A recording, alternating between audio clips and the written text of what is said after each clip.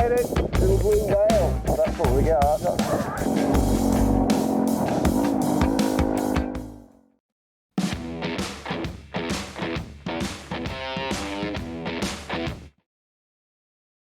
How's it going, guys? Before I start this video, I just want to let you know that all this footage that I took of the Simpson crossing was from last year's crossing. We were lucky enough to be able to cross a week after they reopened it. It was closed for most of last year because of flooding. So this footage I took was before I had my YouTube channel, and so I didn't really talk much through my videos. So I decided I'm still going to make a series out of the videos I took, but I will narrate this one a bit just so you can get a better feel of what was going on, how much fuel we took, water.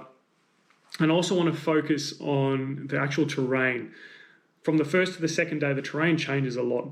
And I think that's something that we struggle to get a grasp of from some other people's videos. So I really want to spend a bit of time and detail talking over how that terrain changes and what you'll come up against if you haven't completed the Simpson crossing yet.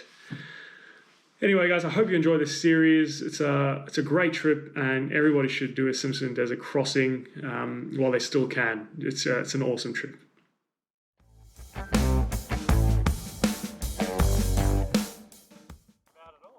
So when we went up to Birdsville from Melbourne, we loaded up my Ranger at the time, and we did this for two reasons. Basically, we didn't have that much time on our hands to complete the whole trip, and we just wanted to get up there as soon as we could.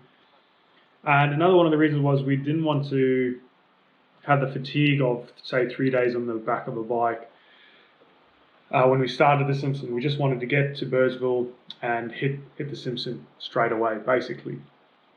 So right here is the actual picture of us crossing into Queensland, if I remember correctly, on our first day on the road.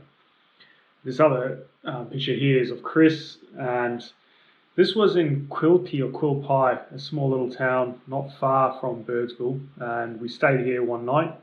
This was just a pay-as-you-go fuel bowser out there. Now this is us traveling probably 100 kilometers away from Birdsville.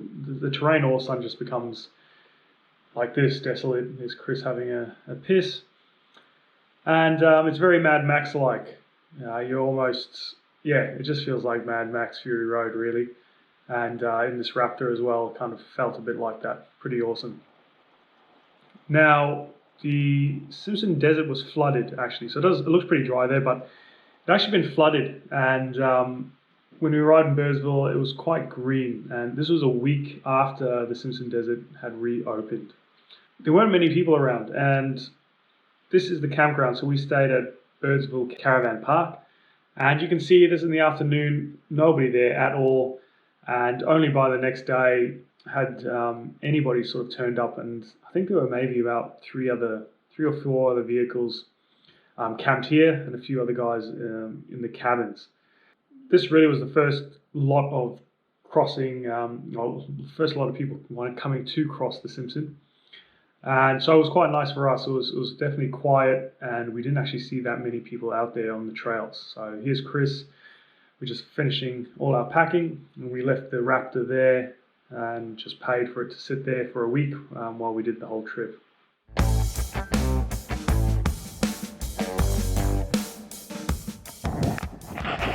Adventure starts, Chris. It does. Finally made it. Little blue whale. That's what we got. Well, this is it. I think we're going to have to maybe pick up a bit more speed. Alright. So I'm saying that because I've just owned this WR at this point for 2 months, and my other bike I'm used to riding is my, at the time, 690 KTM. And it kind of shows my lack of experience on this bike right now. Yes. So I only got out about 100 and so meters. Hindsight, I probably should just turned around and gone back up again. But at this point, the bike was absolutely fully loaded. So we had, I believe we were carrying 38 liters of fuel and 12 liters of water.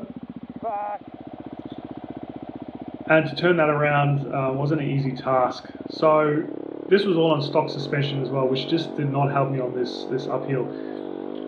Chris at the time was running Technics, and he'd had it set up especially for the weight he was carrying across the Simpson. So that was one of the biggest areas, and one of the things you can do to really help yourself out is get your suspension sorted. As you can see now, just about to crash.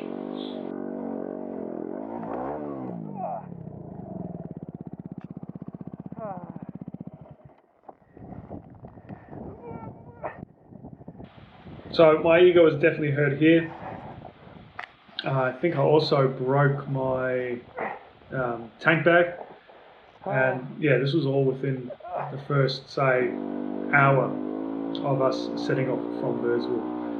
And yeah, some sympathy from Chris here.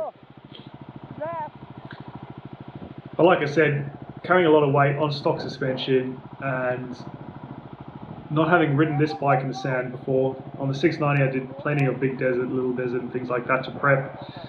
I just wasn't used to wringing this bike's neck, I suppose, to get the full amount of power out of it. I can't believe I broke my clip. Huh? Can't believe my tank bag clip broke. Oh. That's something I didn't bring. However.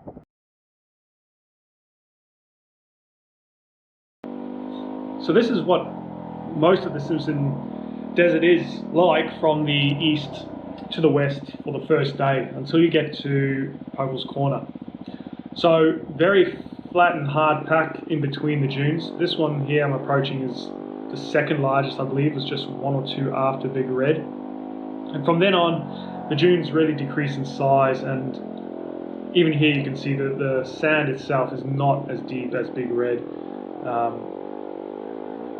This was pretty smooth and easy going once you got into it. I think maybe probably the first 10 or so, you'll get your bearings and it'll be all good. A little bit of an issue going around here, but I seem to hold it and pull myself together.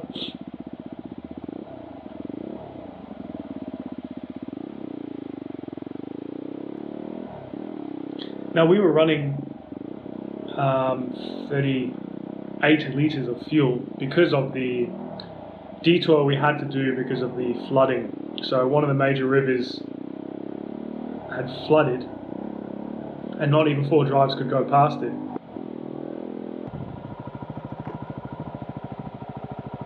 Too hot. No, I'll get my radio. You said we should start using our radios, just right? skip my other point here. So we were using these UHFs here, which is pretty. You really need to run a UHF here, especially if there's a few of you and you want to communicate. But as well as that, just to hear, as you can hear now, the oncoming traffic talking to each other. So, as well as sand flags, it's handy to have this just for safety, as well as communication. If one of your other fellow riders comes off or needs you, very handy. This isn't too bad when it's compact, eh? It's just when you come over the fucking ridge and there's... But also Big Red was way softer than everything now we're doing seems a lot firmer. Yeah. Big Red in that second one, fuck, my back wheel was just lifting off everywhere. Chris and I complaining about how bad Big Red was compared to everything else we're doing. Like I said, all this here is easy going, and I try in your first day to get as early as you can from Birdsville and just smash out as much as you can. Get past Popel's Corner and just keep heading out, and just camp off somewhere on the side once it gets dark, because the second day is much harder than the first day will be crossing east to west. Now, continuing from another point, because of the flooding, we had to do about a 60-kilometer extra detour, and so that's why we carried the extra fuel. We weren't quite sure, because we were basically the first ones.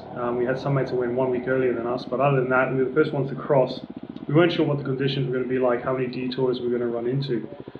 So in hindsight, we were carrying a little bit too much fuel. In total, we only ended up actually using 28, so we carried 10 litres extra. And So really, I think if I had to go a second time on the WR, I'd only take 30 litres. That would give me a lot in reserve, considering you wouldn't be having to do the detour now. And here you can see my shoddy luggage system.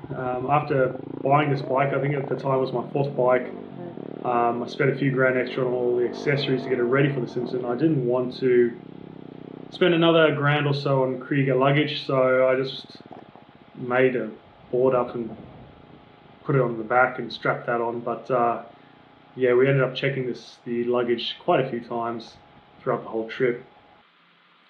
And this is just a quick fast forward of a bit of the terrain, just so you can see what I mean by when I say it's really easy. So it's plenty of hard pack, very small little dunes coming up and down, and it's pretty much straight. There's no real twists or anything at the top of the dunes. So I'd really stress to get as much riding done on the first day as you can. It just makes the second day a whole lot easier.